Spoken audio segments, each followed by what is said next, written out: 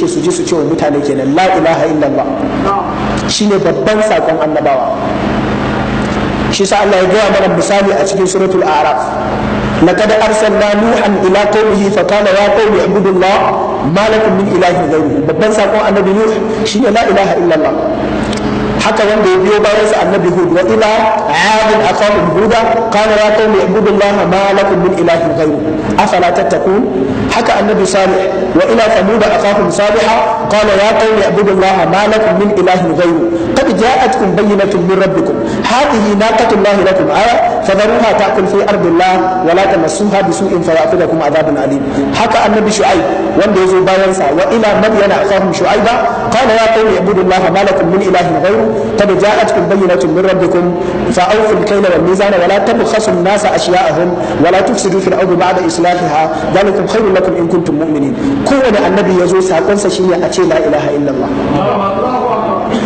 shi sa Allah ya tara mana annabawa a cikin suratul anbiya sai nuna mana tun daga kan farko annabi Adam har zuwa na ƙarshe annabi Muhammad sallallahu alaihi wasallam da al'ummomin su gaba ɗaya al'umma ɗaya ce amma ta taru akan la ilaha illallah.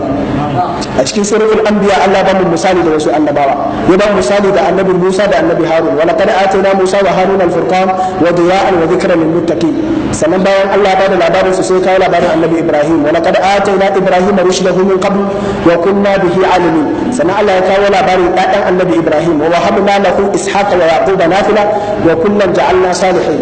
bayan haka sai Allah ya kawo labarin annabi Lut wa lutan ataynahu hukman wa ilma wa najjaynahu min al-qaryati allati kanat ta'malu al-khaba'ith innahum kanu qawma sawin fasiqin. sai kawo labarin annabi Nuh wa nuhan idh nada min qabl fastajabna lahu fanajjaynahu wa ahlihi min al-karbi al-'azim.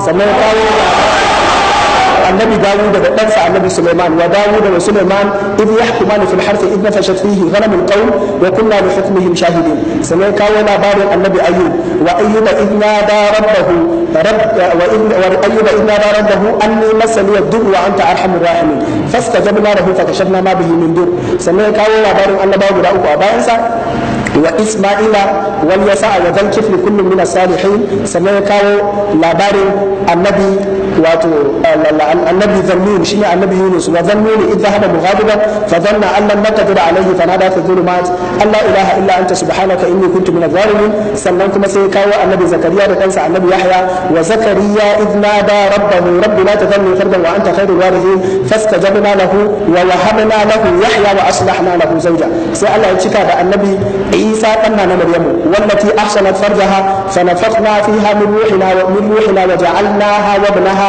ayatan lil alamin. sai Allah ya hada duka ummatukum ummatan wahidatan wa ana rabbukum fa'budu. ce dukkan ku al'umma kuma ni da ubangijin ku don haka ku ta mun da la ilaha illallah. wannan shine matsayin la ilaha illallah a wurin halittar Allah ga wannan duniya. daga cikin matsayin